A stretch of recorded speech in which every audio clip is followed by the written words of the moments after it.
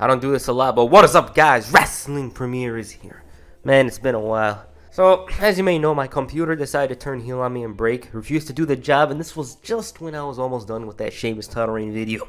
Now, due to some weird circumstances, I could have had my computer fixed, but I decided, you know what, I'm going to get a whole other computer and placeholder, because it's complicated. While I was away, I obviously thought about the channel, because, you know, we got to think about what you should do. We should improve the writing, the editing, whatever, whatnot. And, you know, I was thinking a lot, and hopefully I implement these changes as time goes on. But yeah, I'm back. I was going to do a long-ass video for today, but I thought, you know, that's best saved for another time. So with that said, let's get into it. One of the most notable character arcs of early 10s WWE for me is Cody Rhodes. I spoke lightly on this topic in the past, but I always wanted to make something deeper about his metamorphosis. Before having his nose broken, Cody Rhodes was starting to get comfortable on the SmackDown roster. Even though some thought Ted DiBiase Jr. was going to be a bigger star than him, Cody at this point was much bigger. He had won the tag titles, had a Vinny on SmackDown almost every week, but what was in store for the Dashing One was far greater and opened a whole other door potential in 2011. On the January 21st, 2011 episode of SmackDown, Rey Mysterio was set to face Cody Rhodes. This match was basic and nobody expected much. Of course, Rey was the favorite because he was 2011 Rey Mysterio, and that's exactly what happened. During the match, Rey hit the 619, but the problem was Cody didn't like getting hit in the face, and tonight in particular, he was wearing a brace, so his nose was broken. Well, actually, Rey always wears a brace. What am I saying? Anyways, Cody's nose was broken. Rey went on like nothing happened, and after Cody was informed that the nose was indeed broken, he was sad. Rhodes went missing. Of course, he was in the public eye, but he refused to allow anybody to see the horrific injury he suffered. His voice was no longer confident, and Cody said that he's going to require some very extensive reconstructive surgery. Man's confidence was gone. As a result of Rey Mysterio's actions, he's not only ruined his face, but his dreams of main eventing WrestleMania. And the man didn't even want to get started on his looks. On the other side, he refused to allow Rey Mysterio to define his life, and about the whole dashing thing, well, he knew it was all gone when a little kid told him about it. But anyways, a few weeks passed by. Cody is bitter that Rey never apologized, and it got to the point where Todd Grisham asked, and he basically says it ain't ballet without saying it. He sarcastically prayed for Cody and changed the subject like he did nothing. He was in the shadows. Very rarely would you hear about him, but he finally felt it was time to return after having facial reconstructive surgery. Therein lined a comic book-esque villain whose confidence was nowhere to be found after a slight injury to his face. It gives me DC vibes with this character. Now, even though Rey injured him, he felt that he should be above him. As for a potential appearance, he promised to appear the following week, but little did everyone know that he was going to use this to his advantage. When Rhodes said that he was going to address the damage Rey inflicted on him, he forgot to mention that his father was coming. Rey was very happy to see him, and Dusty hugged him like he was his grandson and apologized for Cody's misconduct in recent weeks. And there he was. Man was being treated like a spoiled kid. This is his first time in public, and the sense of embarrassment from him was radiating tenfold. Dusty then reminded Cody that he was the one who lost focus and allowed him to care about his looks and appearance more than his in-ring talent. He made his son look like a failure, mentioning many who have succeeded in the last year, and Dusty also criticized him for complaining about something that was clearly never Rey's intention, and even asked him to apologize. He apologized to his dad, and as for Rey, it seemed genuine. Legit like Arsenal's Champions League chances, but little did Rey know. Nice, I like this one. Booker T claimed he knew, but it's Booker T, so take it as you will.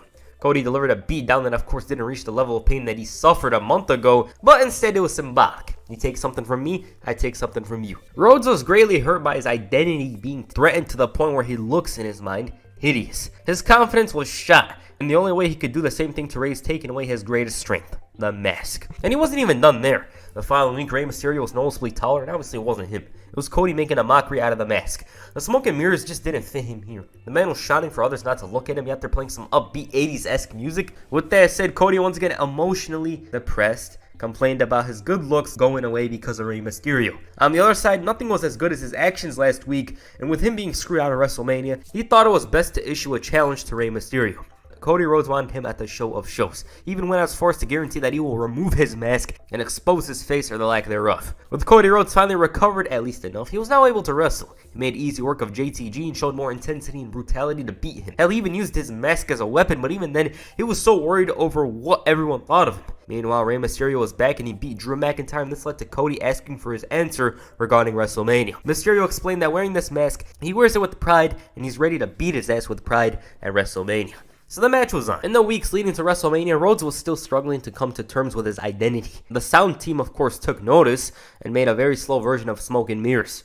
Trent Beretta here was easy pickings, and old Cody would have taken a while to win. This version, though, won within a minute, and even then, he still felt horrible. He was winning matches, scoring W's, yet he just didn't want to be seen. So, Rey Mysterio was punched forth the very same way he delivered that 619 2 months earlier, with the knee. On the final SmackDown before WrestleMania, Cody found time to get interviewed, although I doubt he didn't need to find time because apparently people in his world don't talk to facially injured people. At least that's what he thought. As he was the last couple of weeks, he was the same person, a man who was more sad rather than furious at Rey, but WrestleMania wasn't a place where you were complacent or lacked confidence. So Cody realized that his weakness could prove to be his biggest strength. He was not the same man he once was, and this could be disastrous for Rey. It was a slow transition for him to become a man that was embracing change. One thing to note about this storyline is the suddenness of it. Since Rey was one of WWE's top guys at the time, he could almost do whatever he wanted, and the way Cody tells his story with Inside the Rope, it's a sight. But I'm gonna give it a quick mention here. So Cody's just roaming around backstage. Rey decides he wants to work with him at WrestleMania and asks him to do all the effort of building the story. Eventually, a few weeks later, he barges into Vince's office and tells him that he wants Cody. It's as simple as that, and it also resulted in undashing Cody Rhodes being a thing. Rey probably would have or could have faced some of the top guys, and at the time, he was number 2 babyface on SmackDown. There's no denying that. No one was close to him except the Big Show, maybe. But he chose a young guy instead, and it helped Cody greatly. It opened the door for him and allowed him to prosper. Now, the match at WrestleMania was good. It's often perceived as a positive from the show, and I'ma say it. Is it something you have to watch? No. It's not that type of good match, but it was nice. It was good. Rey Mysterio came out dressed like Steve Rogers, Captain America, ready to deal with injustice, or as Cody Rhodes thought of himself, a visual injustice. Rhodes was way more hungry and aggressive than in the past, and his main focus was to injure the knee, and throughout the match he had an answer to everything Rey was dishing out, but eventually the comeback sequence was too much for him, and he almost suffered a broken nose again. The mask moved around here more than the 24/7 championship, but what brought Cody his facial demise also brought him his biggest victory in his career. He beat Rey Mysterio at WrestleMania. A man who, come to think about it, almost never lost at WrestleMania. Ever since WrestleMania 20, Rey had never suffered a loss at the show, and Cody Rhodes was the one to beat him. It's a good way to establish him. He needed the win more than Rey. Man got a free trial push and made the most out of it to upgrade to premium. That's basically how I see this push at the time. Because, dashing Cody Rhodes had its potential, but the fact that Rey chose to work with him really unlocked another side of Cody Rhodes. It's as simple as that. Following WrestleMania, the feud itself continued to intensify. Rhodes was doing his thing, inflicting damage on others such as Trent Beretta, and Rey Mysterio took issue with this. On the victory itself, Cody didn't feel as if the burden was off his shoulders. Rather, it was the contrary. He felt nothing. Then he began talking about Rey Mysterio's kids and the topic of monsters, and basically, Cody wanted that Rey Mysterio that injured him to be unveiled to the world, because Rey Mysterio is low-key a fraud. He's a fraud, he's a fake, he's all that in his eyes. And most importantly, he wanted this to be revealed to his kids, because that's vindication to him. That's what's gonna give Cody Rhodes peace. Rey was angry with this and was ready to add insult to injury. It went from bad to worse for him as Rey eliminated him later that night in the Battle Royal. This led to a matchup between the two on SmackDown and Low-key. This was notable because Cody Rhodes began to strike back against others who thought he was hideous.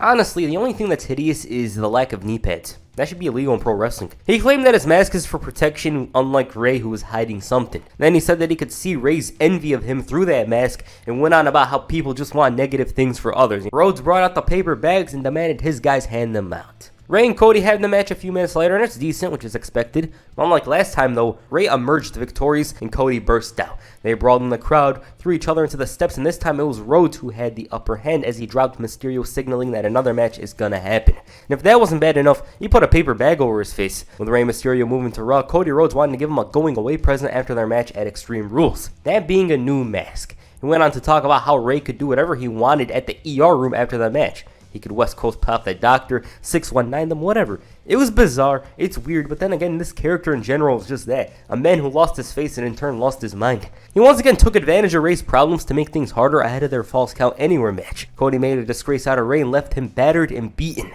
So that's the build of the match.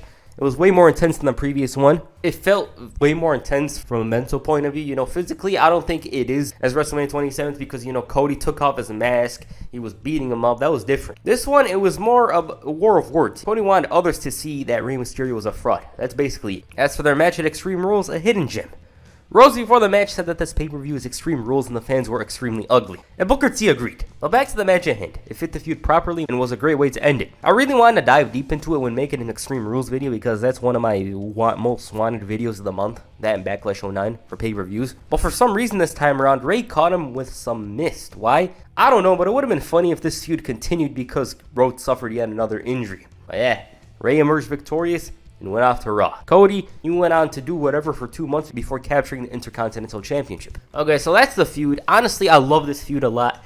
I don't think it's most underrated. I feel like anyone that talks about it speaks about it positively because he's seen a man who was once confident, a man who cared more about his looks and his appearance than anything else he did. Go from that to a man who didn't even know who he was and he was too scared to look in the mirror. Like this character, Cody Rhodes, the undashing character. If you grab a mirror and show him his face, he'll probably want to die. That's literally it. He suddenly comes to terms with the fact that this is the new him and wants to strike back against others who feel that he's ugly, even though nobody really said anything about that. So it's a nice transition, and I liked it, you know. I wanted to make this video for a while because, as I said, I did not talk about the feud in detail. Alright, what did you guys think of Cody Rhodes and Rey Mysterio's feud? Please comment down below, and that's it for this video. Make sure you hit the crossroads on the like button and perhaps the 619 on the subscribe button. Peace, I'm out.